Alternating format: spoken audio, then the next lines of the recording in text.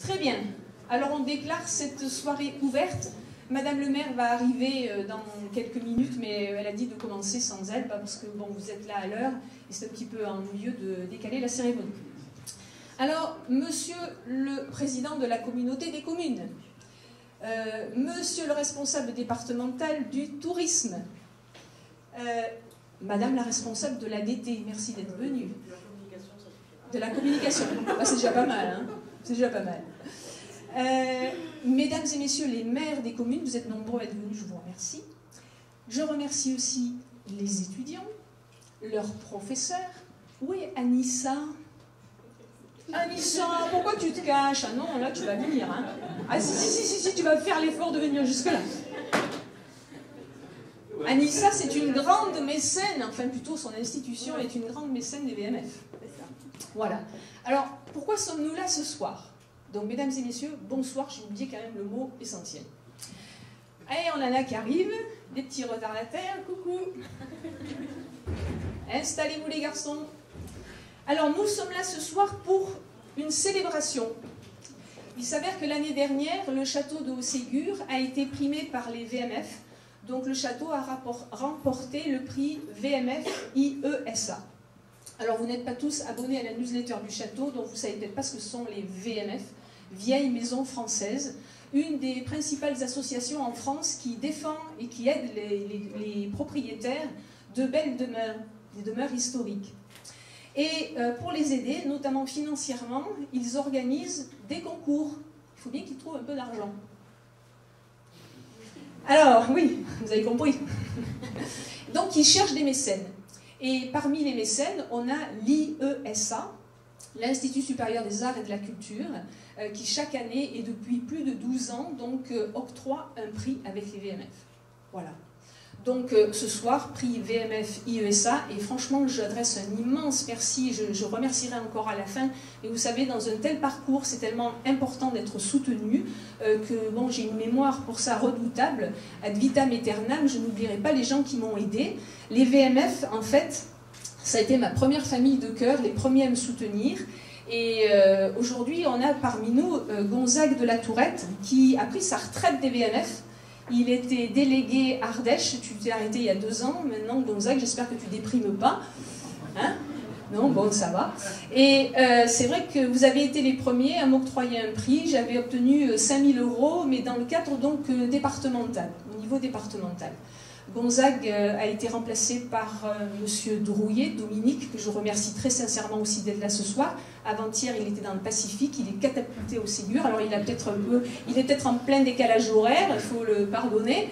Et puis on a aussi monsieur Éric Dupré de la Tour, qui est venu de loin. C'est le délégué Auvergne-Rhône-Alpes des VMF. Alors ce soir, il y a 2 mots à retenir, hein. C'est VMF. Comment ça plus? Encore un à la retraite? Non, j'y crois pas. C'est vrai? Je suis tout simplement le vice-président. Ah, vice-président maintenant, d'accord. Ok, très bien, bon, c'est pas dramatique. C'est très bien quand même, hein. C'est très bien. Voilà. Alors, je vous remercie très sincèrement d'être venu et d'avoir répondu à cette invitation. On a dit que les discours, on allait faire vraiment très court. Voilà, parce qu'on va passer directement dans le vif du sujet. Moi, je ne vais pas plus parler de l'IESA, même Anissa, tu ne voulais pas prendre la parole, tu as dit c'est pas la peine. Donc, je vous invite à aller sur Internet et à regarder un peu ce que l'Institut supérieur des arts et de la culture à Paris. Ce sont des spécialistes des études de développement touristique. Nos meilleurs ambassadeurs. Voilà. Donc on a ici présents les étudiants, ils sont 12 avec leurs professeurs, Pierre Chandès et David Brouzé. Il est où David aussi? C'est envoyé dans la foule. Tu es là, David? Voilà, ce sont donc les professeurs qui les accompagnent. Depuis le mois d'octobre, depuis début octobre, ils travaillent d'arrache-pied pour le château.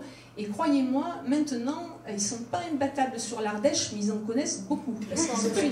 Oui, voilà, tu penses. Ils ont fait une sacrée étude qu'ils vont vous présenter ce soir. Alors après, je reprendrai la parole, je vous dispense des applaudissements, il n'y a pas de souci, et on va direct à l'audit. Merci à toi.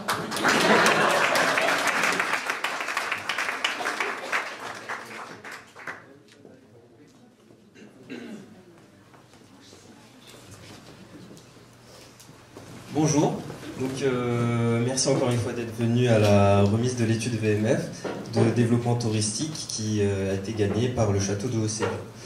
Donc ce prix VMF IESA comprend une étude de valorisation touristique du site de château de Haut-Ségur, un prix de 2300 € et un cycle de formation à l'IESA d'une valeur de 13 000 €. Donc Anne-Hermine va très brièvement vous présenter l'état des lieux et puis son analyse. Bonjour à tous. Alors tout d'abord, je vous précise juste que notre étude qu'on va rendre à Patricia, elle fait à peu près 300 pages. Donc vous imaginez bien que je ne vais pas vous parler des 300 pages, c'est absolument impossible. Donc je m'excuse si je passe vite sur certains éléments, mais on est obligé d'accélérer un peu sur certains passages. Évidemment, le château ne peut pas fonctionner seul, il fait partie d'un territoire, il a un environnement, et donc nous avons commencé notre étude en nous focalisant sur son entourage. À commencer donc par la région Auvergne-Rhône-Alpes. Nous sommes donc en Ardèche, donc au sud de la région, et à Meyras, quasiment au centre du département.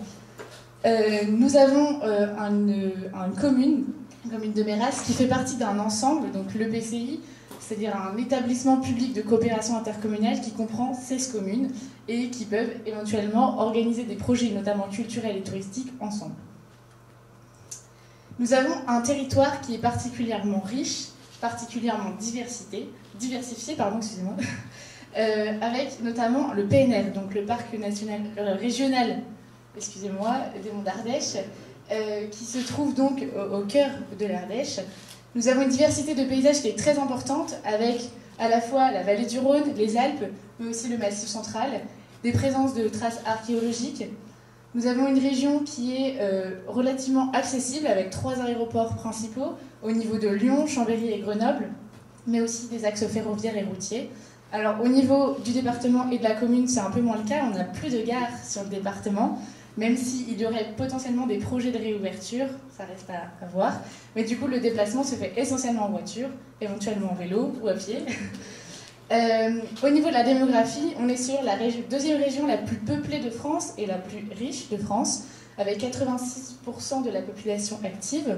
Au niveau du département, 327 000 habitants. On a quand même un taux de chômage qui est de 14,4% et une croissance démographique de 0,5%. Pour la commune, on a un tout petit peu plus de 1000 habitants, dont une moitié entre 65 et 69 ans. Et donc, comme je le disais tout à l'heure au niveau de l'accessibilité, on a 94,8% des ménages qui se déplacent en voiture. Donc ça confirme bien que c'est le principal moyen de transport. Pour le budget, alors il n'y a pas du tout tous les budgets de tous les échelons. On s'est intéressé surtout à ce qui porte sur la commune, sur le tourisme, la culture, etc. Au niveau de la région, on a notamment 153 millions d'euros qui sont consacrés à l'aménagement du territoire. Pour le département, 7,14 millions à la culture. Et pour le PCI, on a 210 000 euros, un peu plus, pour le tourisme. Donc c'était quand même relativement important. Si on se focalise sur la culture, on a une offre qui est très diversifiée. On a beaucoup de chance sur la région Auvergne-Rhône-Alpes. Quand même 4 654 monuments classés, de nombreuses entreprises, des festivals, des compagnies artistiques, plusieurs écoles, également un conservatoire national de musique et de danse. On a une politique du département qui est de plus en plus toujours tournée vers le développement territorial durable, avec de grandes questions sur le développement durable qui se posent. On a par exemple le grand site de la Combe d'Arc qui va essayer de concilier le flux touristique, mais d'un autre côté, tout ce qui va être protection de la biodiversité, donc ce sont des enjeux majeurs. On a aussi des événements liés à la culture, aussi bien au niveau national qui vont se répercuter sur la région, donc ça peut être les journées européennes du patrimoine, on a aussi les journées nationales de l'archéologie. Au niveau de l'EPCI et de la commune, c'est également très diversifié, et on va avoir aussi bien des foires que des activités de sport et de loisirs, des manifestations comme les Castagnades, ou encore des expositions comme celle qui se tient actuellement au château de Haut-Ségur, les arts de la table au Moyen-Âge. Un bref mot sur les labels qui viennent reconnaître la qualité d'une expérience touristique, la qualité d'un produit, ou encore qui viennent protéger un patrimoine remarquable, ce qui est relativement important, ça démontre une marque de qualité. On en a aussi énormément, aussi bien sur la région, par exemple on a 20 villes et pays d'art et d'histoire sur la région, qu'au niveau du département on a 31 jardins remarquables. On en a aussi au niveau de la gastronomie avec les bouchons lyonnais ou encore les vignobles découvertes. Au niveau de Méras, on a notamment un ville et village fleuri, village de caractère, et très récemment, le label Accueil Vélo. Pour les patrimoines, donc, on ne peut pas parler en Ardèche d'un patrimoine. Vous êtes très riche, vous avez 3 patrimoines. Vous avez autant de patrimoine naturel que de patrimoine bâti et que de patrimoine immatériel. Donc, en ce qui concerne le patrimoine naturel, on a la principale richesse, c'est le PNR, bien sûr, avec le plan d'ambition Châtaigneraie qui vient protéger les arbres, une diversité de faune et de flore qui est impressionnante, et également une protection des espèces. Au niveau du département, il y a une grosse concentration de sites volcaniques. On a aussi des grottes, des gorges et d'autres lieux naturels comme le cirque de Gens ou des cascades. Pour le PCI, pareil, 40 sites naturels. Et là encore, on revient pas mal sur les sites volcaniques, notamment avec les coulées basaltiques de Jaujac. Pour le patrimoine bâti, nous avons dans la région 2 sites classés au patrimoine mondial de l'UNESCO, donc le centre historique de Lyon et l'œuvre architecturale de Le Corbusier, puis 4812 monuments classés et inscrits. Et que ce soit au niveau du département comme de la commune et de l'EPCI, on a de très nombreux châteaux qui ponctuent le département, du patrimoine religieux, mais aussi du patrimoine vernaculaire, c'est-à-dire du patrimoine quotidien, un peu de tous les jours. Ça peut être aussi bien un lavoir qu'un moulin ou qu'un pont. Et quelques vestiges également de l'époque, notamment gallo-romaine. Pour ce qui concerne le patrimoine immatériel, donc qui est lui aussi également reconnu par l'UNESCO maintenant, ce sont notamment les pratiques. On va avoir au niveau de la région des pratiques comme le savoir-faire de la dentelle, du fromage. On va avoir la gastronomie, notamment à Lyon, il y a la Cité internationale de la gastronomie qui vient d'ouvrir ses portes cette année. On a de l'artisanat. Au niveau du département, on retrouve également la gastronomie. C'est assez important, avec aussi bien l'agriculture biologique que des appellations d'origine contrôlée et des appellations d'origine protégée. Les vignobles également, avec 4 grands crus classés. Toujours sur le folklore, on a pas mal de mythes et légendes qui se développent également. Et ça, on le retrouve aussi bien au niveau de la commune. Pour ce qui est de la gastronomie, on va faire un petit point important sur la castanéiculture, donc tout ce qui est la culture des châtaignes, pardon. Et ça se développe aussi bien au niveau des événements culturels qu'on va pouvoir développer autour, donc je pense notamment aux castagnades, qu'au niveau des protections et labels autour de la châtaigne, avec notamment une appellation d'origine contrôlée qui est pour 5 formes de conservation différentes, juste autour de la châtaigne. Donc c'est quand même assez important. Si on fait un point touristique maintenant, on a volontairement choisi de s'attarder sur le tourisme de l'Ardèche, donc du département. C'est le point de vue qui nous semblait le plus intéressant et le plus cohérent pour Osségur, et puis de toute façon on n'avait pas le temps de tout vous présenter ce soir. Donc on a 670 millions de consommation touristique par an et 74,77 millions d'investissements touristiques au niveau donc, du département. Avec 3 millions notamment de taxes de séjour perçues par les collectivités. Donc là, c'était pour les chiffres de 2017. Pour ce qui est des hébergements, on a pris un petit comparatif entre les hébergements marchands et l'hôtellerie de plein air.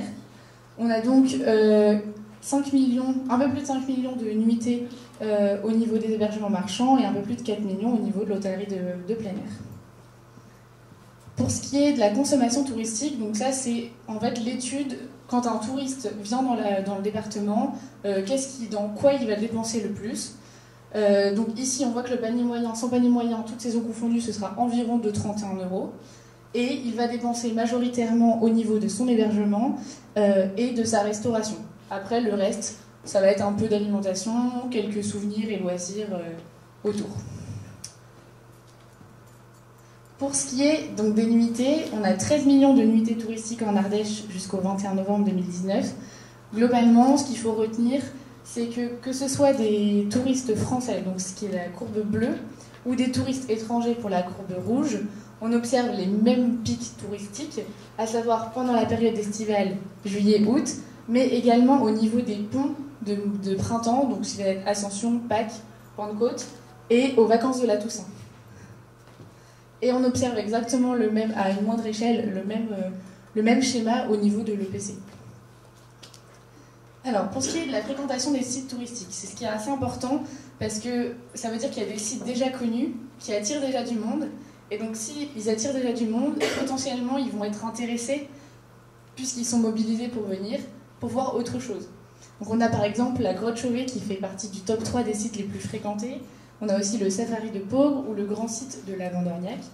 Ça fait quand même 1,6 million d'entrées en 2018 sur 68 sites, ce qui est quand même assez important.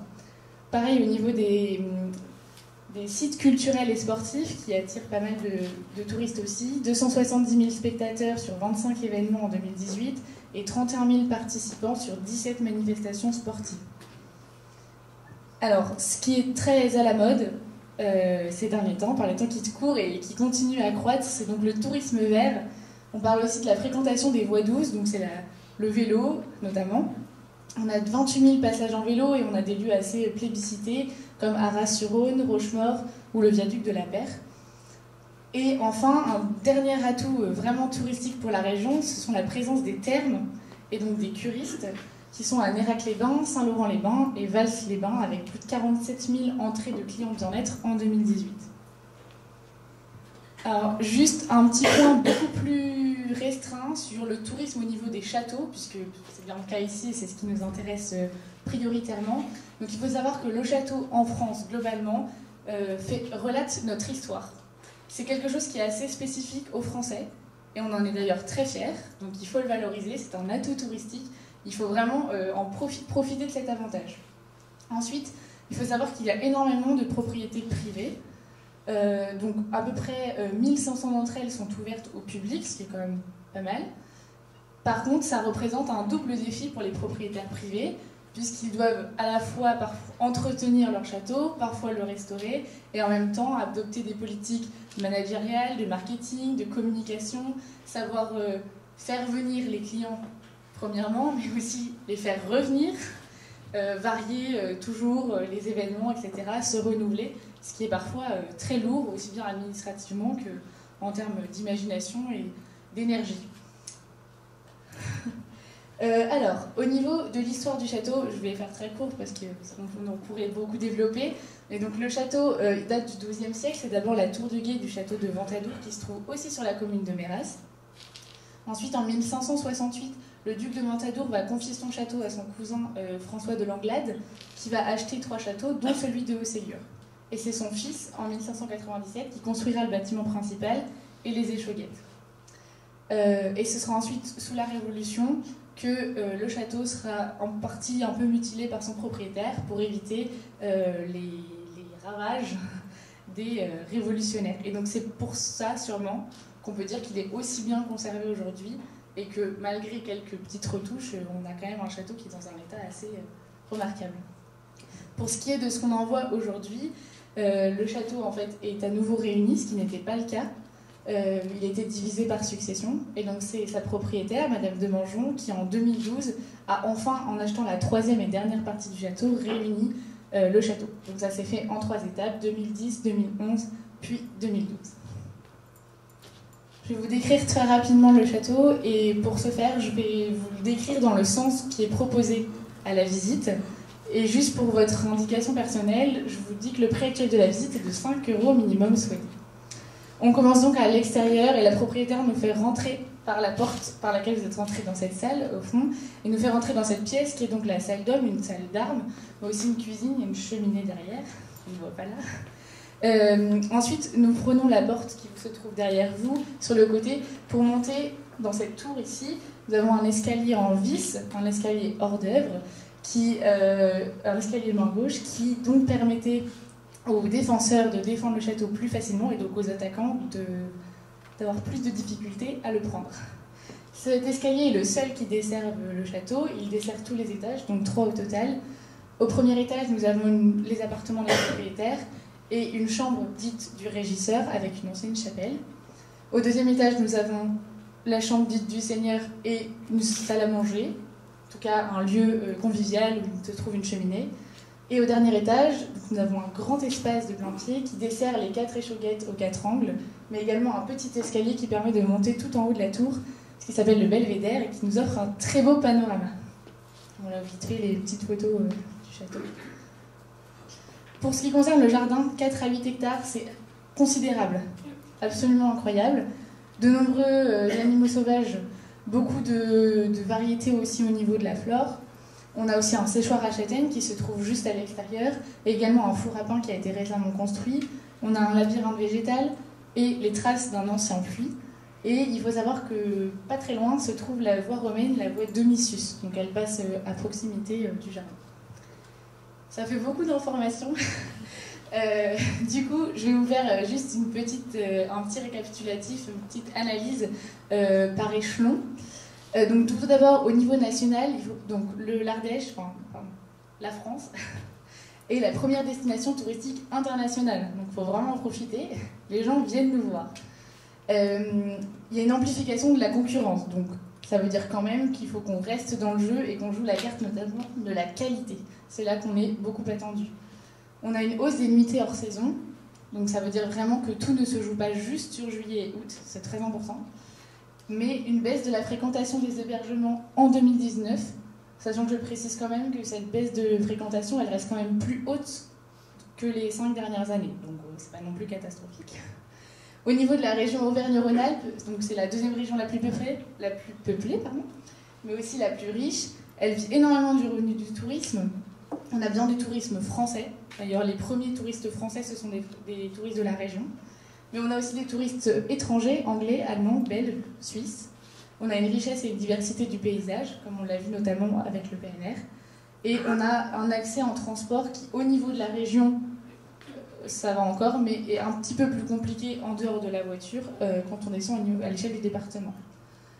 Pour le département, on a des paysages variés et des événements culturels qui vont mobiliser un certain nombre de touristes. Le succès des activités sportives, et comme je le disais, on est aussi, vous êtes en Ardèche le leader du tourisme vert, qui est quand même très en vogue en ce moment, donc il y a vraiment une carte à jouer ici. Autre générateur de flux, on l'a vu, les thermes, avec l'afflux des curistes, une fréquentation stable des sites touristiques payants, et une saison qui est vraiment révélatrice en 2019 des défis écologiques. Voilà, donc comme je le disais, on ne peut pas parler d'un patrimoine en Ardèche, mais des patrimoines au pluriel. Pour ce qui est du PNR, donc c'est un territoire qui est protégé aussi bien au niveau de la faune que de la flore, avec de très nombreuses espèces, 3 stations thermales, 3 domaines skiables, et qui est accessible par plusieurs routes. Favorise aussi le développement d'un tourisme de nature dont la châtaigne est reine. Et le centre administratif est à Jaujac, donc c'est tout près d'ici. Au niveau de l'EPCI, donc l'établissement public de coopération intercommunale qui s'appelle Ardèche des Sources et des Volcans, elle a été créée en 2014. On y trouve des hébergements nombreux, diversifiés, qualitatifs, et on a des activités culturelles qui sont nombreuses liées au patrimoine avec des musées et aussi de l'artisanat très développé. Et également une activité volcanique assez importante. Pour la commune de Méras, un peu plus de 1000 habitants, l'obtention des labels Village du caractère et Accueil Vélo qui prouvent vraiment la volonté de rendre le territoire attractif aux yeux des touristes, l'importance de l'art, de l'artisanat, mais aussi ne pas oublier du coup les thermes de Nérac qui sont une des entreprises les plus rentables du coin. En ce qui concerne le château en lui-même, il est inscrit à l'inventaire des monuments historiques en 1937. Il est en état de conservation assez remarquable et il collabore avec 10 partenaires. Il a une ouverture sur l'extérieur, notamment parce qu'il accueille de nombreux événements culturels. Comme vous pouvez le voir dans la salle, il y a certains tableaux et à l'étage, il y a en ce moment l'exposition Les Arts de la Table. Il y a juste un petit problème de visibilité et de cohérence au niveau de la signalétique peut-être, pour que le château soit plus en vue. Nous avons donc pu constater que la concurrence au niveau des châteaux et des sites patrimoniaux de la région peut être rude. Cependant, avec les sections que nous avons développées, on espère pouvoir vous proposer des outils, des suggestions de solutions pour dynamiser le château, et j'entends par là aussi le territoire qui l'entoure, ainsi que des activités pour sa mise en tourisme. Merci Anne-Hermine. Donc,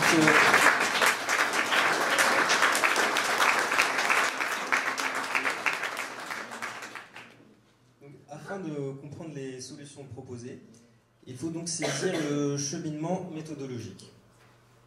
L'équipe s'est basée sur les avantages du site et de son environnement pour en créer aussi bien une logique d'action qu'un slogan marketing. Donc, au Ségur, un patrimoine d'exception entre source et volcan. Ce slogan pourra être mentionné sur les différents outils de communication. Et par rapport au fil conducteur, celui-ci donne un cadre aux actions qui seront proposées. Donc chaque fiche action est élaborée dans le même cadre méthodologique pour plus de cohérence. Elle constitue donc un plan permettant la réalisation des solutions proposées.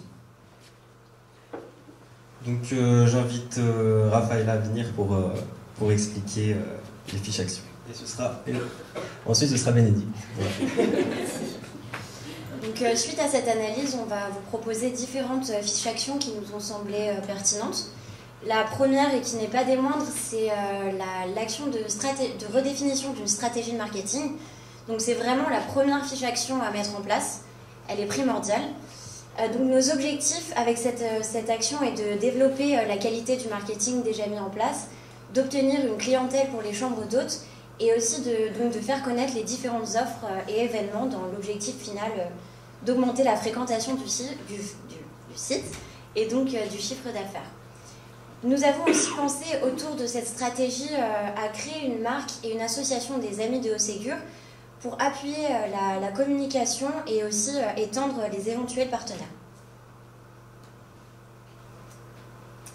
Donc, pour cette stratégie de marketing, il faut mettre en place une identité commerciale, donc toute l'idée d'un fil conducteur que Mohsin nous a expliqué. Il faut faire une sélection qualitative des offres donc, qui correspond au marché touristique expliqué par Anne Hermine et rendre donc l'offre plus accessible.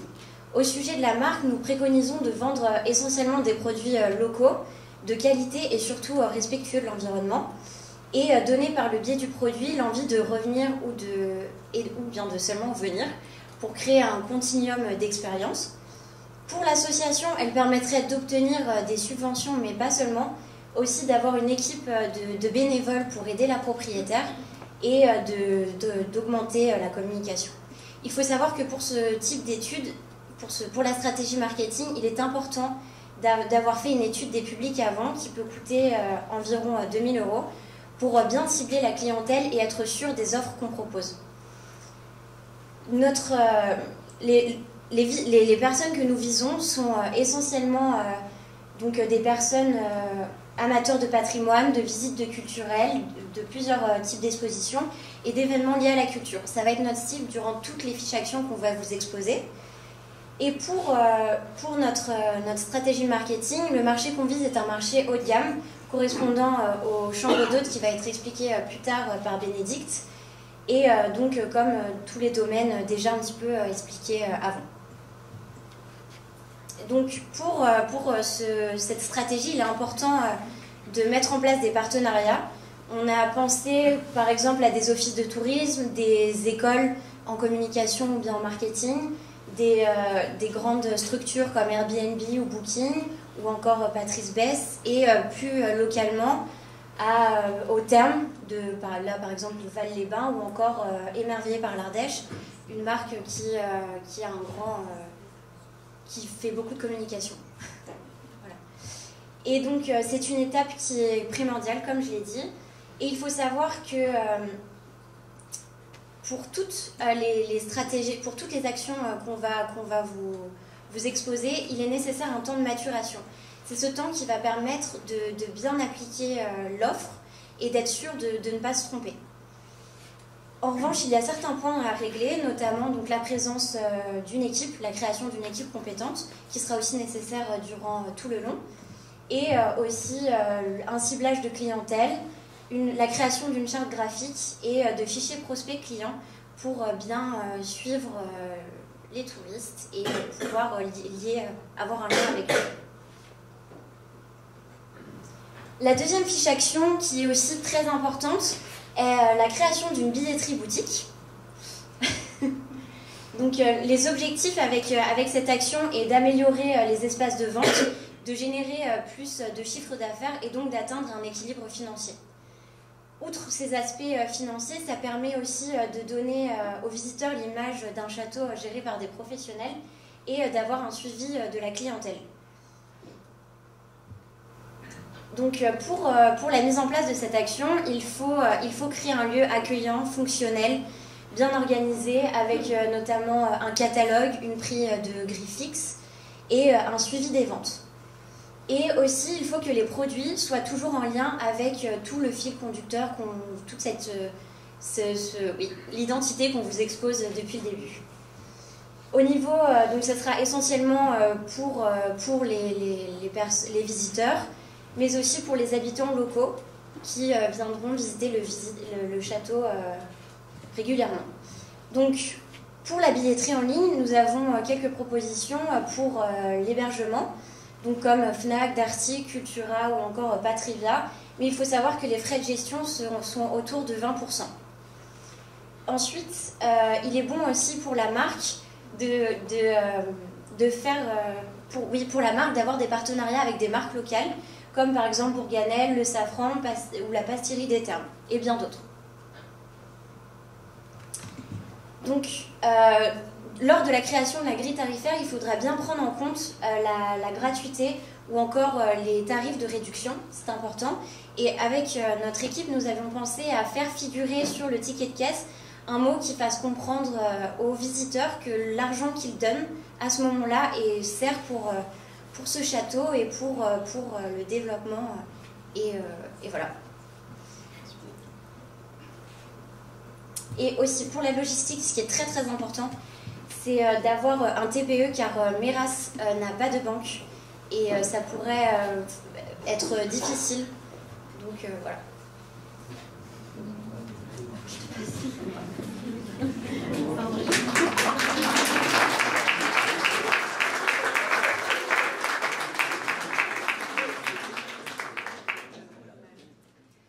Alors la troisième action qu'on propose à Madame de Mangeon, c'est le développement d'une offre d'hébergement.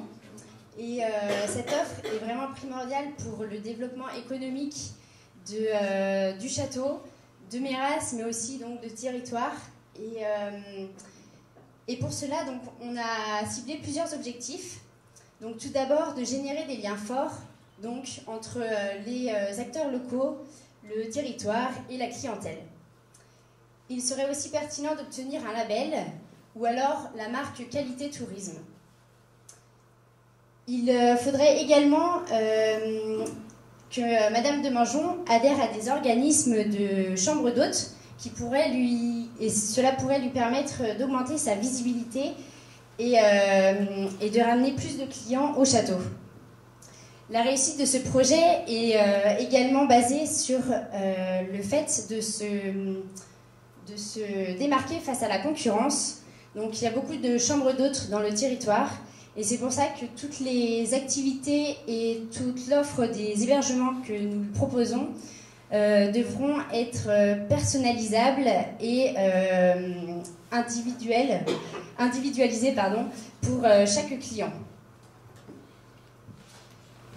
Alors nous avons visé plutôt un public pour les couples ou pour les groupes d'amis ou les groupes familiaux qui souhaitent venir se loger au château.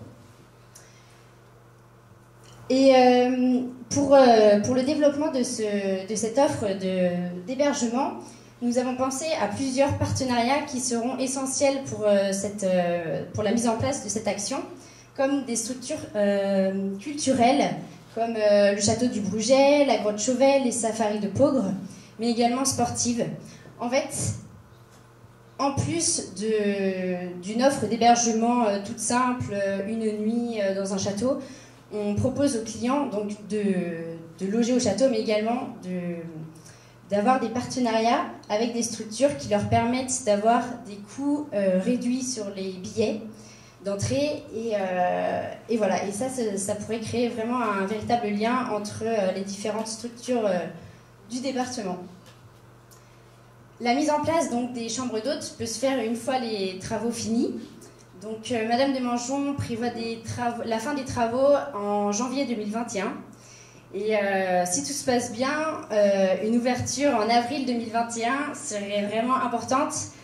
Et ce laps de temps entre la fin des travaux et l'ouverture des chambres d'hôtes pourrait permettre de régler certains points qui sont importants, comme donc la mise en place d'une équipe pour vous aider, donc quelqu'un qui fasse le ménage et quelqu'un qui puisse accueillir les clients aussi pour vous soulager. Donc la recherche des partenaires, c'est une étape qui est assez longue, et donc ce laps de temps pourrait permettre de terminer cette recherche et aussi pour communiquer donc autour de cette offre.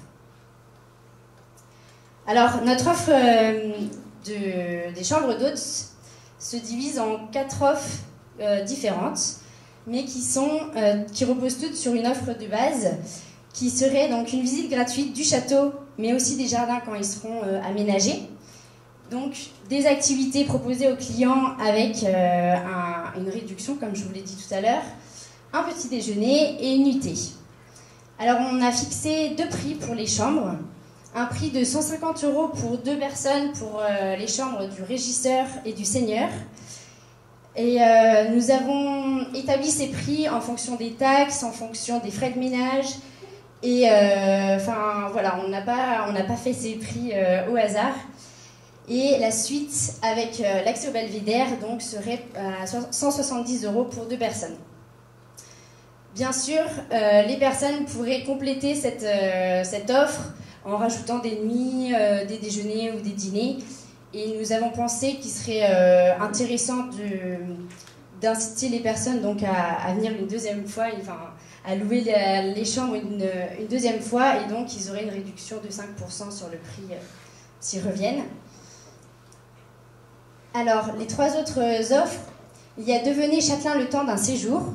Ce serait pour les clients l'opportunité de louer l'ensemble du château, et donc les 3 chambres à la fois, et donc là de venir en famille, avec des amis, voilà. Ensuite, il y a une offre plutôt orientée bien-être, donc Détendez-vous au château de Haut-Ségur, qui permet donc aux personnes de venir se ressourcer, de s'évader, et elle est elle-même subdivisée en 3 catégories, donc voyage dans le temps, consommer autrement et cultiver autrement. Ces 3 offres sont également donc portées sur la découverte des produits locaux, l'initiation à la médiation, à la permaculture, tout ce qui est lié au bien-être. Et enfin, la dernière, c'est une simple suggestion, parce qu'il y a encore beaucoup de choses à voir pour voir si c'est possible de la mettre en place. Ce serait vivre une expérience nouvelle en habitant une cabane médiévale. Et alors cette offre concerne non pas le château, mais des cabanes, 1 ou 2 qu'on pourrait éventuellement mettre dans la cour derrière vous, car il y a des restrictions au niveau légal, vu que le château est inscrit. Donc voilà, donc ça c'est juste une simple suggestion, mais ça permettrait aux personnes de venir dans un endroit insolite et de dormir dedans. La 4e action auquel nous avons pensé, c'est l'aménagement des jardins de Ségur. Et c'est une action qui est vraiment pertinente pour le développement de Haut-Ségur. Et pour cela, nous avons pensé à créer un partenariat avec l'Institut Olivier de Serres. Et alors pour cette fiche action, nous nous sommes basés sur une étude qui avait été au préalable menée par Sandrine Armand. Donc il serait aussi intéressant d'obtenir une labellisation donc, de jardin remarquable grâce au partenariat donc, avec l'Institut Olivier de Serres.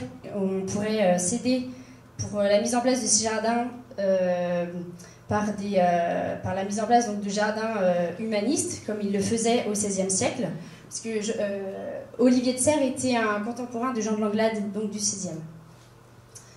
Ensuite, il serait important de créer une signalétique cohérente qui mène donc jusqu'au jardin, d'intégrer le site dans des chemins de randonnée et de l'inclure dans le site dans une démarche accueil vélo. Donc on a pu voir tout à l'heure avec Anne-Hermine que le cyclotourisme était vraiment important dans la région. Donc ce projet est porté dans le respect du patrimoine naturel et aussi par l'exploitation de ses richesses. Par exemple, le fait de développer un potager à Haut-Ségur permettrait aux clients des chambres d'hôtes de goûter aux produits locaux. Enfin, les vestiges, il y a pas mal de vestiges dans le jardin, et donc il serait intéressant de voir avec des experts si des fouilles archéologiques seraient pertinentes ou pas. Et voilà. Donc, plusieurs partenariats ont été pensés. Des fermes pédagogiques avec les commerces locaux, des restaurants, avec des écoles et des universités.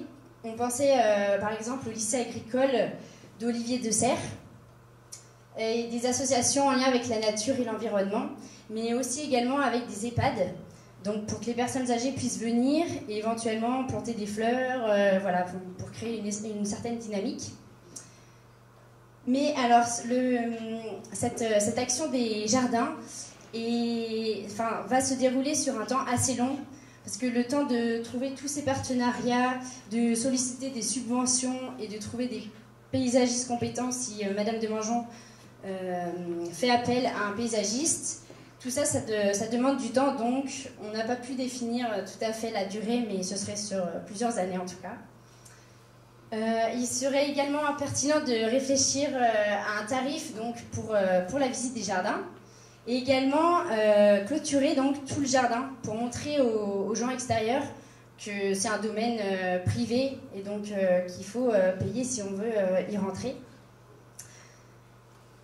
Nous proposons également à Madame de Mangeon de créer une carte ambassadeur. C'est une carte qui fait partie de tout un réseau de jardins aménagés et qui permet aux visiteurs, quand ils visitent une première fois un jardin, de revenir gratuitement s'il revient accompagné et que cette personne découvre le jardin. Et ce système a fait ses preuves et permet de ramener à environ 1000 visiteurs par an, donc ce qui n'est pas négligeable. On a pensé à 2 tarifs pour la visite des jardins. Donc en fonction de si Madame de Mangeon embauchait un jardinier, ce qui est assez coûteux, et donc ce tarif serait le tarif 1 à 16 €. Et sinon, si elle fait appel à un bénévole ou à un stagiaire ou autre personne, le tarif serait de 6,50 €. Parmi les activités que nous voulons proposer à Ségur, il y a 2 catégories, des activités plutôt scolaires et des activités plutôt de groupe. Les activités de groupe peuvent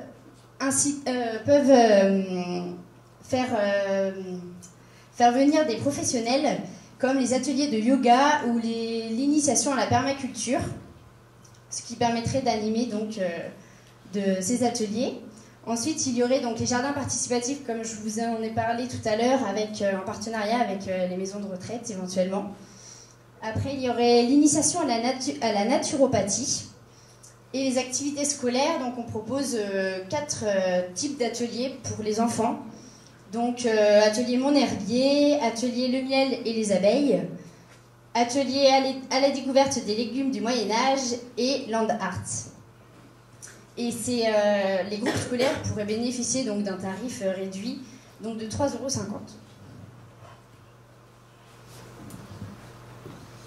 Me revoilà pour la dernière pardon.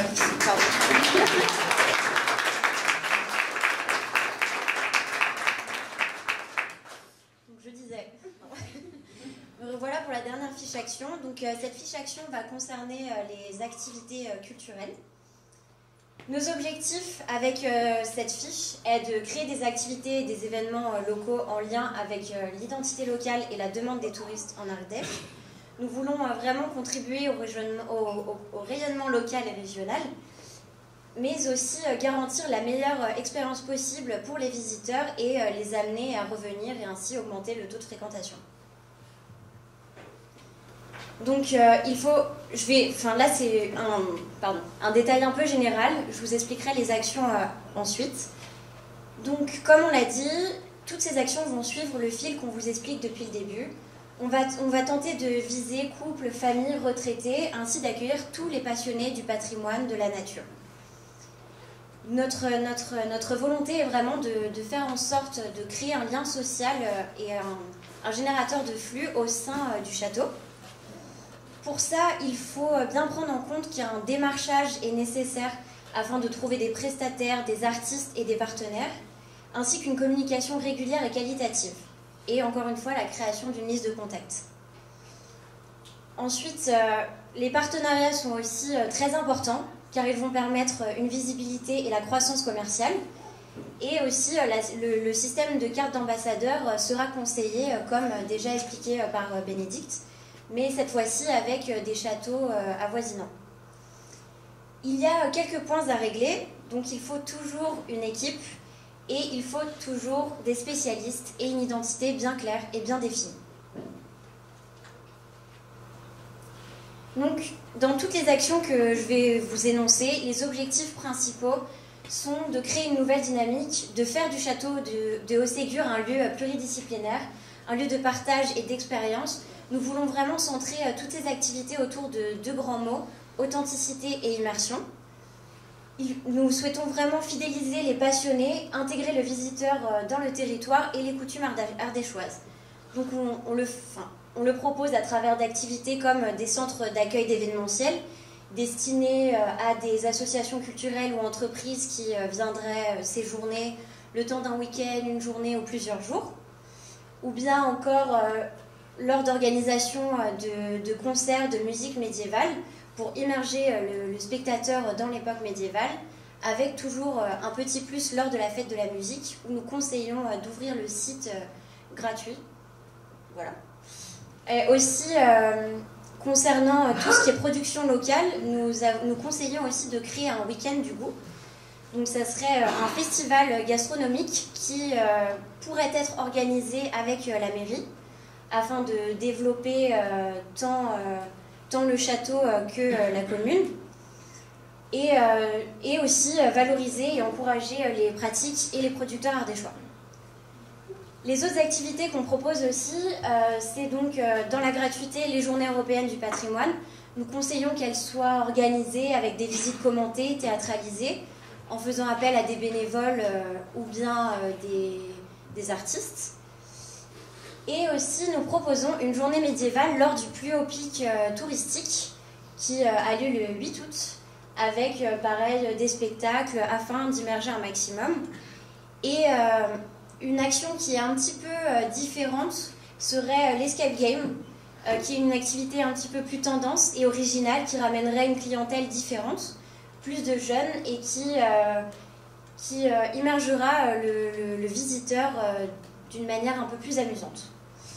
Et donc pour les visites, le dernier point que nous allons aborder, il faut savoir qu'elles vont donc, s'il y a l'hébergement, elles ne passeront que par la salle d'hommes et l'appartement de la pièce du 2e étage. Donc nous conseillons d'ajouter une dégustation des produits du terroir avec d'éventuels partenaires.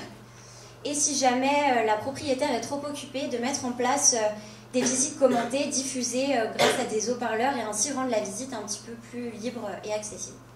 Il faut savoir que tout ce qu'on vient de dire a dû être dit assez rapidement. Donc si vous avez des questions sur comment, pourquoi, n'hésitez pas à venir nous voir et on vous expliquera voilà, avec plus de détails.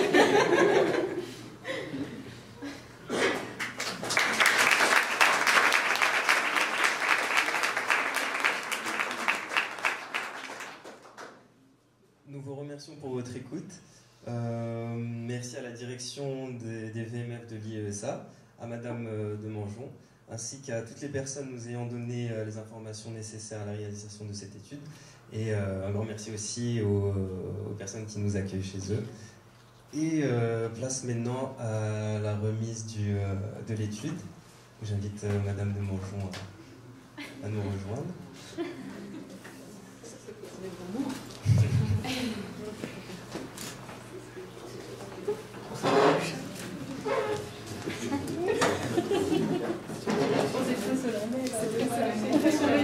Je vous remets du coup la clé USB, voilà, avec merci.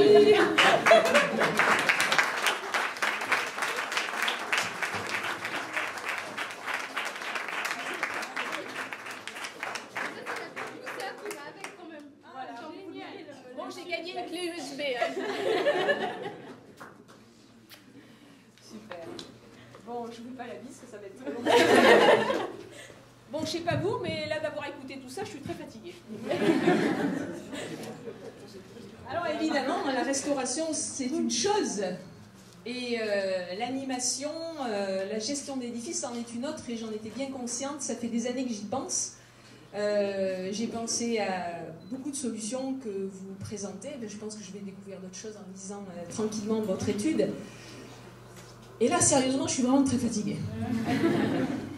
Ah là là, chaque fois, j'étais encore plus assise dans mon fauteuil. Bon, moi, franchement, je ne peux pas toute seule tout gérer, c'est bien évident. Donc, il y a des associations, certes, mais vous savez que légalement, les associations, je peux vous dire qu'il y a beaucoup d'associations de châtelains qui sont complètement hors la loi, parce qu'aucun des membres d'une association ne doit avoir un intérêt direct ou indirect. Ça veut dire que si moi, en tant que privé, effectivement, je fais travailler donc, des gens pour moi, et que ces gens, c'est qu'on utilise l'association pour soutirer de l'argent aux politiques, détournement de fonds.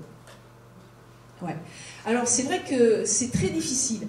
On peut avoir, vous savez, c'est comme une commode, hein, il y a des tiroirs. Hein, on peut avoir un tiroir avec une association, mais surtout il faut refermer le tiroir parce que il ne faut pas que cette association ait son siège au château. Il ne faut pas que le propriétaire fasse partie de l'association, sinon le propriétaire il n'est plus chez lui. C'est très compliqué. Hein. C'est vraiment très compliqué, et surtout, vous l'avez compris, c'est très difficile d'assumer un château.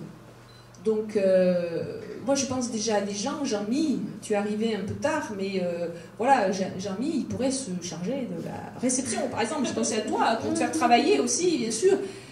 Didier, pour entretenir les terrains, génial, voilà. Mais des gens qu'on rémunère, quoi. Voilà. Et pour les rémunérer, ben, il faut travailler encore et encore et encore. Donc moi j'arrive au bout d'un parcours. Effectivement, je pense que la restauration du château sera terminée l'année prochaine. Alors janvier, vous mettez un stress pas possible. Mais bon, parce que moi j'ai dit 2021, c'est 31 décembre. Maintenant, on va me mettre ça au 1er janvier. Bon, très bien, voilà. Voilà, bon, c'est vrai qu'il y a une chambre qui est quasiment terminée. La deuxième chambre du Seigneur, ça va être terminé d'ici, allez, on va dire d'ici le mois de juin. Je ne peux pas louer parce que c'est pas fini tout autour. Hein. On commence dans 15 jours la mise en accessibilité. Donc voilà. Donc je ne peux pas louer, je ne peux pas rentabiliser encore l'édifice. Et puis après, oui, j'ai plus d'aide. Hein. Je vais être lâchée là comme un petit moineau.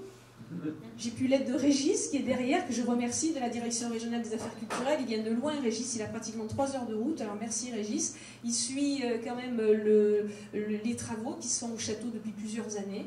C'est un excellent technicien. Vous savez que Régis, hein, je n'aime pas passer la pommade, mais franchement, vous êtes génial.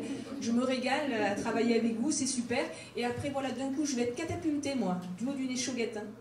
Restauration terminée, il faut assumer l'édifice. Alors, ça va être dur.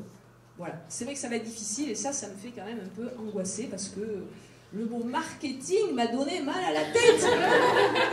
Marketing, non, ça ne me correspond tellement pas. Ah oui, c'est dur, hein. Bon, voilà. Donc on verra bien. Oui, tout à fait. Donc, voilà. Alors s'il y a des bénévoles, là oui, il y a eu un papier au fond, vous vous inscrivez. C'est très bien. Voilà, non, c'est vrai que ça me fait un choc maintenant parce que j'arrive au bout. Vraiment, j'arrive au bout et que là, ça va prendre une tournure complètement différente. Alors soit, je verrai, mais je vais aller à Paris, hein, comme je me suis engagée auprès d'Anissa tout à l'heure, on a fait un deal. Je viens donc en avril, on va s'asseoir à une table, on va discuter en détail de tout ça. Voilà, en tout cas, je vous remercie très sincèrement pour le travail que vous avez effectué, parce que là, ça paraît pas, hein, ils ont passé vite, mais on a beaucoup travaillé ensemble, et ils ont énormément travaillé sur l'Ardèche, sur le château, sur la région. Voilà, merci, on peut vraiment les applaudir. Parce que...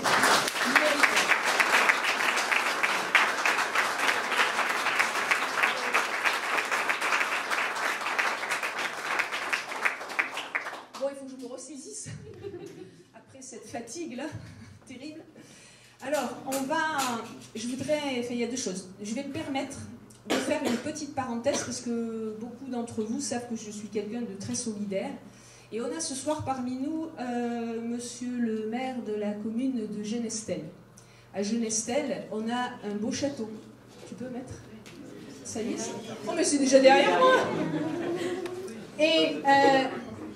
alors, si je me permets de faire cette parenthèse, c'est que bon, c'est un château du patrimoine ardéchois, c'est fabuleux. Régis, vous le connaissez celui-ci? Non? Bon, ben voilà, à l'occasion, une prochaine fois, on ira le voir. Monsieur le maire a un très beau bébé qu'il faut restaurer. Il y a des mesures d'urgence, on a vu ensemble il n'y a pas très longtemps. Et alors là, je vais m'adresser aux mécènes de l'IESA, Madame Abdelatif Anissa, et prier de venir à côté de moi. Allez, viens Anissa. Je vais te poser une question, et je vais poser une question. David, oui, tu peux rire, tu vas venir toi aussi. Voilà.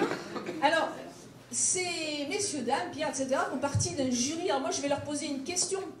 Est-ce que monsieur le maire, il a un château qu'il faut restaurer? C'est énorme, c'est magnifique, vous voyez. Il n'y a pas une deuxième photo, tu peux nous la mettre?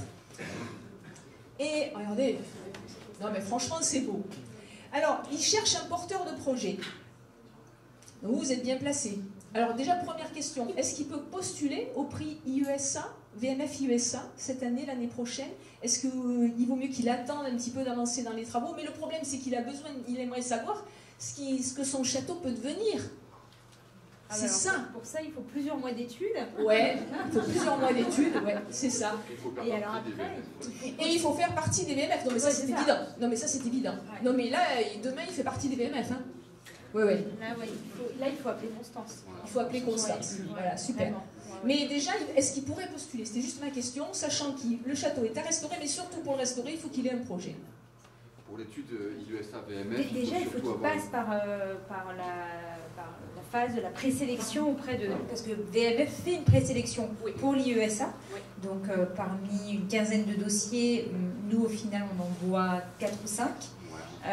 Donc voilà, après, voilà, c'est ça. Et il faut que ce soit effectivement un site qui doit être mis en tourisme. Ça, c'est important puisque les étudiantes sont dans une filière, je ne l'ai pas précisé, donc, mais ils sont tous en master à l'IESA, donc ils sont en première année de master en mise en valeur du patrimoine et tourisme culturel. Donc là, c'était l'idéal avec ton lieu, avec Osségur, puisque les travaux se terminent et il va y avoir un projet de mise en tourisme concret qui va débuter dès 2020, avec les chambres d'hôtes et tout ce qui a été aussi proposé et tout ce que tu veux aussi développer. Donc voilà, donc, sur le prix IESA, on n'aide pas à la restauration, mais on propose une préconisation, donc comme un cabinet d'ingénierie culturelle, sur de la mise en tourisme, du développement touristique et voilà, des animations, des événements culturels pour faire vivre le château ou le site tout au long de l'année et pas seulement pendant les temps forts, en lien, comme tu l'as vu, avec le territoire, le département, la région, etc. Donc pour notre prix, la mise en tourisme est importante. Voilà. Il n'y aura aucune action sur la restauration pour le prix IESA.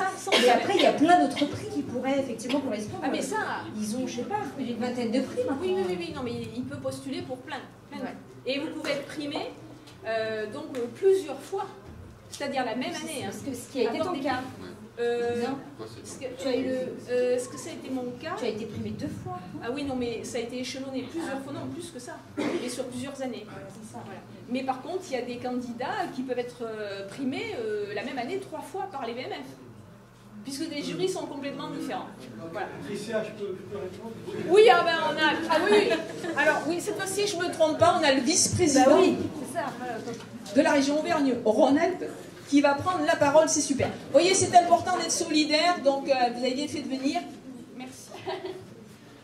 Bien, sur cette belle maison, il n'y a pas que les prix, merci, de VMF IESA. Nous avons une fondation qui s'adresse aussi bien au secteur public qu'au secteur privé. La fondation a un avantage, c'est que donc c'est éligible à un concours. Après, on choisit sur un certain nombre de dossiers, mais ce monument me semble très bien. Et puis, étendre moi, je me ferai un plaisir de le défendre. Bon. Mais l'avantage de la fondation, c'est qu'on fait, vous connaissez le principe de la fondation, c'est éligible auprès de la Fondation du patrimoine, et on débloque l'argent au fur et à mesure de l'avancement des travaux. Alors que lorsque vous avez un prix, on débloque l'argent une fois que les travaux ont été réalisés et constatés. Donc ça, c'est tout à fait éligible à la Fondation. Et bon, il y a un dossier à monter. Je vous donnerai ma carte, hein, s'il faut, mais voilà. Monsieur le maire est là. Monsieur Duria, voilà. Donc il y a vraiment pas de souci. Après, bon, c'est à la Fondation, une fois que le dossier est accepté, le montant est très important s'il y a un marketing de la part de la commune, c'est-à-dire qu'il faut toucher un maximum de gens. Il faut savoir que les gens qui donnent à la Fondation VMF, pour 80%, alors après nous on essaye de les récupérer, mais pour 80% ne sont pas membres des VMF. Ils sont simplement attirés par la défense d'un bâtiment, d'un patrimoine, et voilà. Donc vraiment, votre dossier il est éligible à la Fondation, et pour votre prix, on attendra un petit peu.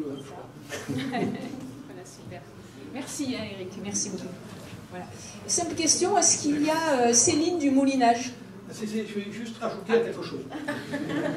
Allez-y, allez-y. Beaucoup d'entre vous ne connaissent peut-être pas les VMF. Les VMF, ça veut dire les vieilles maisons françaises, c'est quelque chose qui a été créé en 1958 par une dame qui s'appelait Madame de Amodiot, qui a voulu défendre tous les propriétaires d'un patrimoine et tous les amoureux du patrimoine et des propriétaires qui n'avaient pas forcément des maisons qui étaient protégées, c'est-à-dire inscrites ou classées. Nous sommes pas loin de 19 000 en France actuellement. Nous sommes en nombre d'adhérents de la première association française pour la défense du patrimoine. On entend rester longtemps le référent du patrimoine par les 95 délégations que nous avons dans tout le territoire et par également les délégations régionales. Et je voudrais souligner vraiment et les remercier les 2 délégués que vous avez eus ici. Il y a Gonzague de la Tourette qui était quand même à l'initiative de ça, et puis Dominique Rouillet qui nous revient des îles et qui continue, mais c'est grâce à eux, à ces délégués, qu'on arrive à des choses pareilles. Donc là, ce dossier, s'il est éligible, eh bien ce sera encore une délégation, ce sera encore un délégué et son équipe qui vont monter les dossiers. Voilà. Merci. Ah oui, c'est une question, vas-y. Viens, Jean-Marc. Viens là, si tu veux, tout le monde t'entend. C'est ça. Ce que je voulais savoir, c'est pour des sommes, pour le patrimoine, telles sommes, à peu près, est-ce qu'on a une échelle de nombre de visiteurs qu'il faut, et là, on fait le nombre de visiteurs qu'il faut par rapport, mettons, à 1 million d'euros pour restaurer un château, combien il faut de visiteurs à peu près? Est-ce qu'on a des créneaux pour... Alors toi aussi, tu me donnes mal à la tête, hein, je vais leur passer le micro. Vous voulez dire pour ce prix-là précisément? Non, quand quelqu'un attaque une bâtisse qui va reprendre le château de Crau, mettons qu'il est pour 2 millions de travaux, il faut à peu près, bon, sur un certain temps, c'est 2 millions, mais il faut à peu près une masse de combien de visiteurs pour arriver à quelque chose de... Alors, pour vous répondre très franchement, vous ne pourrez pas vivre que par la manne des visiteurs. C'est absolument impossible, c'est irréaliste. Je sais qu'effectivement certains propriétaires pensent que c'est le cas. C'est absolument faux. Il faut toujours trouver des ressources de financement qui sont autres que celles que les visites. C'est pour ça que Patricia d'ailleurs développe, j'imagine, les gîtes. Si vous ne faites que ça, vous n'y arriverez pas. Voilà. Si vous développez d'autres types d'offres, d'autres activités qui sont plus ou moins liées au château, ça fonctionnera beaucoup mieux. Il y a des châteaux qui, par exemple, effectivement, pour faire vivre le domaine, utilisent des entreprises qui sont annexes, et ça permet de financer la vie du domaine ou la vie du château. Il n'y a pas d'autre solution. C'est pour ça d'ailleurs que dans certaines de nos propositions, notamment sur les offres d'hébergement, notamment sur les cabanes, on a cherché à trouver des solutions pour sortir un petit peu de l'économie pure du château, pour pouvoir aussi trouver d'autres formes de ressources, parce que sinon c'est compliqué. Par exemple, si tu montes les jardins, ça coûte énormément d'argent. Donc au bout d'un moment, si vous avez que les visites, c'est pas possible. D'où aussi d'ailleurs la volonté de développer une marque, donc là pour le coup avec des produits naturels, parce qu'on a pensé à la naturopathie, pour pouvoir combler justement certains déficits, parce que la réalité du patrimoine en France, c'est quand même ça. Il y a très peu de châteaux qui vivent réellement de leur activité. J'ai envie de dire, il y a très peu de Versailles. Souvent les gens pensent... Versailles ne vit pas que de ses entrées. Et en plus, voilà, exactement. Ils ont des activités qui sont toujours annexes, sinon il n'y a aucune... ça ne peut pas fonctionner. On ne peut pas dire les choses plus clairement. Malheureusement, j'aimerais bien pouvoir vous tenir un autre discours, mais la réalité, elle est telle. Si vous avez un prix effectivement d'entrée à 5 ou même 10, voire même 15 euros, combien de clients il vous faudrait pour pouvoir combler 2 millions d'euros? Le calcul est... voilà, et de toute façon, si vous dirigez un château dans un territoire où il y a peu d'habitants, vous êtes par exemple, je ne sais pas, un 6 janvier, vous pourrez faire tout ce que vous voulez. Là, je suis désolé, mais je vais être très très franc. Vous pourrez faire tout ce que vous voulez, il n'y aura jamais personne. Il faudrait vraiment une politique hyper active, extraordinaire de la part des territoires et qui est quasiment quelque chose d'infaisable pour que ça puisse fonctionner. Voilà. Il n'y a que quelques châteaux qui effectivement peuvent avoir une activité, mais comme le disait Anissa, et on l'a vu nous aussi quand on a fait le domaine de Chantilly à l'époque, il y a le domaine de Chantilly donc reconnu dans le monde entier. Quand on a fait l'expertise, il y avait quand même des vraies difficultés qui existent. Donc ça, c'est une réalité à laquelle on ne pourra pas faire grand-chose, à moins de trouver des solutions connexes. Quand on regarde justement Adopte un château, quand on regarde D'Artagnan, toutes ces structures-là, qu'est-ce qu'elles proposent? Elles proposent des activités, voilà, faire venir des entreprises, des bureaux, des ci, des ça, parce que la visite culturelle, ça suffit pas. Et la boutique, ça suffira non plus jamais. Voilà. Dans l'ensemble politique, fait revivre les vieilles dames, les vieilles bâtisses, elles les refont revivre. Il n'y a pas de décès sur l'ensemble de vos... Plus qu'une visite, c'est une expérience qu'il faut proposer, je pense, oui. Dans sa globalité. Il faut vraiment en fait penser, si vous voulez effectivement diriger un château et puis vraiment le mettre en tourisme, il ne faut pas penser forcément qu'à la visite en tant que telle, puisque nombre de propriétaires font exactement les mêmes choses. Les mariages, les visites, les ci, les ça, enfin, c'est toujours la même offre.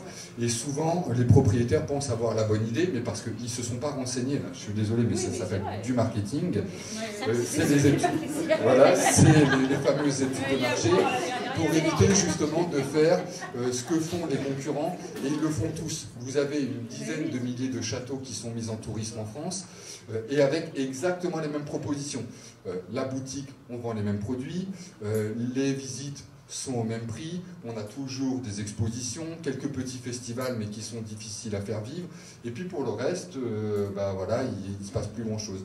Résultat, au bout d'un moment, l'activité économique du site, ça ne peut pas fonctionner, ça périclite, la fatigue, au bout d'un moment, s'accumule, on ne peut pas, voilà, on n'a pas 20 ans à 60 ans et encore moins à 70 ans, donc ça devient forcément un vrai problème. Et donc, au bout d'un moment, bah, y a une forme de fatigue aussi psychologique qui s'installe, sauf pour ceux qui ont réfléchi en amont et qui ont réfléchi stratégie. C'est-à-dire qu'il ne s'agit pas forcément d'avoir un château, mais il s'agit surtout de mener des études avant, donc études de développement touristique, études de marché, études de faisabilité d'un projet, ce qui coûte de l'argent. Mais effectivement, le temps que vous mettrez pour réaliser ces études-là vous fera gagner un temps fou après, parce que vous ne ferez pas face à certaines difficultés qui sont des difficultés du quotidien. Donc ça, justement, dans le marketing, on en a un petit peu parlé, mais même pour toi, Patricia, je te conseille très vivement, quand tu as une offre, de la faire vérifier en amont. Parce que c'est pas parce qu'on fait de l'hébergement, c'est pas parce que dans le château d'à côté ça fonctionne, que ça va forcément fonctionner. Donc il y a tout un tas de choses à devoir vérifier avant pour éviter des murs. Parce que les murs, malheureusement, dans le patrimoine, il n'y a pas que les châteaux. Il y a aussi les murs psychologiques et les murs économiques qui sont concrets et qui posent de vrais soucis. Donc en fait, pour que ça fonctionne vraiment bien, il faut penser stratégie. Voilà. S'il n'y a pas de stratégie, je vais être encore une fois très franc, ça va être très difficile. C'est voire même quelque chose d'impossible. Si vous avez une stratégie qui est réfléchie, que ce soit avec des cabinets ou même avec l'IUSA ou avec voilà, même vous-même, hein, à la limite, eh bien déjà vous éviterez de nombreux pièges. Il faut se mettre aussi en lien effectivement avec son territoire, parce qu'un site qui est sans son territoire, ça ne fonctionne absolument pas. Nous, quand on est passé sur certains audits, on a vu des châtelains qui étaient complètement déconnectés de leur territoire et qui étaient en guerre avec les mairies ou avec les EPCI. C'est absolument catastrophique. Ça entraîne la chute du château. Et par exemple, on est passé sur certains sites où le maire nous disait « je déteste le propriétaire, dès qu'il est parti, je rase le château ».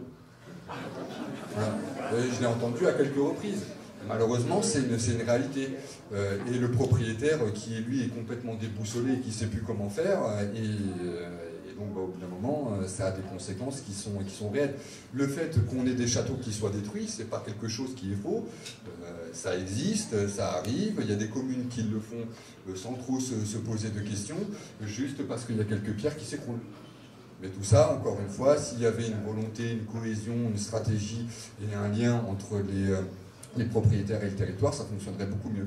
D'ailleurs, j'en profite pour passer un message, parce que quand tu vas sélectionner les actions, si tu as des actions que l'on a proposées qui vont te servir, il faut absolument qu'entre toi et les élus, il y ait vraiment justement du lien. Je sais qu'il y en a, donc je peux le dire plus facilement, mais il va y avoir vraiment certaines actions qui vont vraiment concerner les territoires, parce qu'on a aussi proposé dans le document des expositions qui concernent le PCI, qui concernent Paris, qui concernent la ville de Méras aussi.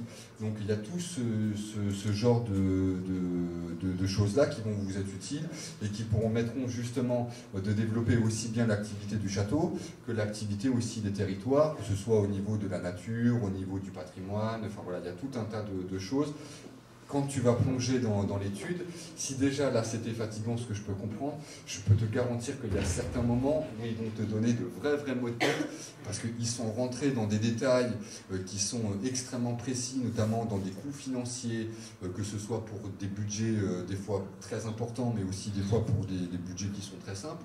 Mais quand par exemple Bénédicte disait que les 150 € pour l'hébergement ne sont pas fixés par hasard, ils ont été voir toutes les taxes, ils ont été voir tous les prix pour les chambres, ils ont été, enfin, et pour les chambres, je parle pour le ménage, ils ont été calculer l'électricité, l'eau, le chauffage, enfin, voilà, tout un tas de choses, et c'est pareil pour les jardins, c'est pareil pour en fait tous les prix qu'ils t'ont fixés, puis tu vas voir, là ils ne les ont pas tous cités, mais ils t'ont dégagé un terrain. Ouais. Non, mais juste pour terminer, ils t'ont vraiment dégagé le terrain, et ça il faudra vraiment que tu te mettes en lien avec certaines structures. Voilà. Et en tout cas, merci pour vous tous.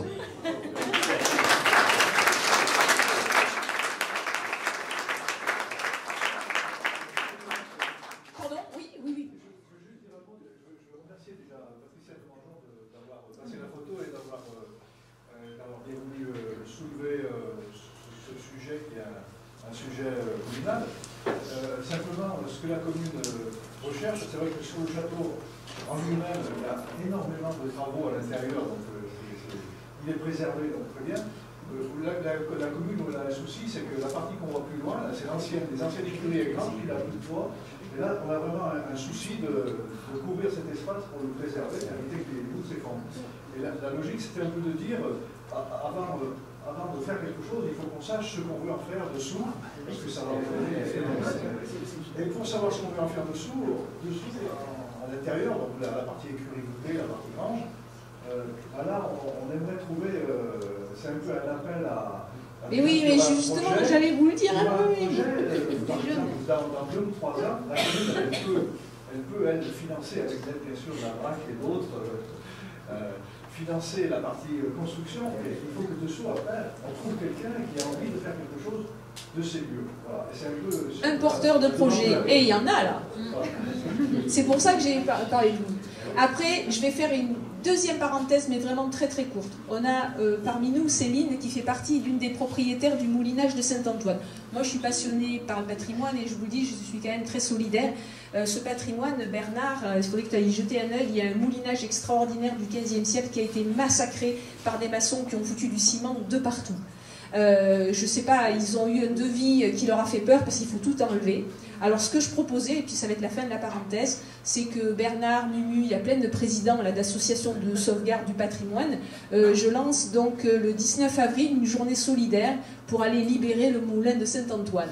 Alors demain je t'envoie un mail, je vous envoie un mail là, et puis on se fait une journée sympa, et puis on va les aider, ça va leur donner un peu le moral, parce qu'ils ont eu les devis, ça les a un peu assommés, tout comme j'ai été assommée par le marketing.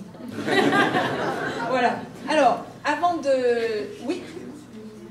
Le moulinage Saint-Antoine, il est après le Leclerc, Saint-Étienne de Fontmelon. Très beau moulinage, il y en a 2. Il y en a un qui est du 19e siècle et l'autre en contrebas. C'est exceptionnel, Régis, il faudrait qu'on aille y faire un tour. Mais alors, c'est du béton, du ciment de partout, une horreur. Mais il n'y a pas d'autre mot, c'est une catastrophe. Bernard, si tu vois ça, tu vas tomber à la renverse. Donc voilà, on vient avec notre massette, une aiguille, un ciseau, et on va leur donner un coup de main le 19. Si vous êtes intéressés, vous m'envoyez un mail, je m'occupe de regrouper un petit peu les bonnes volontés. Je pense que c'est très important dans ce monde d'être solidaire. solidaire, parce que quand on est solidaire, on montre surtout qu'on aime les autres. Voilà, ça c'est très important pour moi. Voilà, alors merci.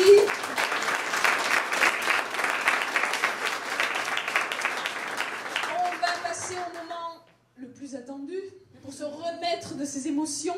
Et là, je voudrais remercier tout particulièrement donc Claude Brioude. On a son épouse Angélique qui est ici. Alors Claude, je l'ai appelé en désespoir. Je lui ai dit, écoute Claude, là j'ai vraiment pas le temps de préparer ce que David m'a préconisé. Il vient un peu ici. Alors David, c'est le spécialiste de l'époque féodale. Il m'a dit, oui, il faudrait que tu fasses un petit épeautre saucisse, comme à la médiévale. La soupe d'épeautre du roi René. Alors j'avais vraiment pas le temps de la faire. J'ai dit, Claude, est-ce que je peux t'acheter tout ça? Tu me prépares ça adorable. Il m'a tout préparé, ça va bientôt arriver. Donc c'est pour ça que je vais vous inviter à participer, parce que vous avez été passifs pendant un petit moment. Donc on va ranger les chaises dans 2 petites minutes. Moi je vous remercie avant, donc tous très sincèrement du fond du cœur d'être venus voilà, assister à cette petite cérémonie. Merci encore à l'IAESA, merci au VMF, vraiment ma famille de cœur. Et puis bonne soirée à tous, et puis je vais discuter avec vous, donc voilà. Et surtout, ça ce que j'aime, monsieur le maire, allez voir les jeunes. Et là vous avez des jeunes là, qui sont des futurs porteurs de projets, ils vont finir leurs études. Un château comme ça court pas les rues, hein, donc voilà, ça peut donner des idées. Voilà, alors merci à tous, on va ranger les chaises dans 5 minutes, vous allez pouvoir commencer par l'apéritif, et merci encore à tous. Hein. Au revoir. À toi,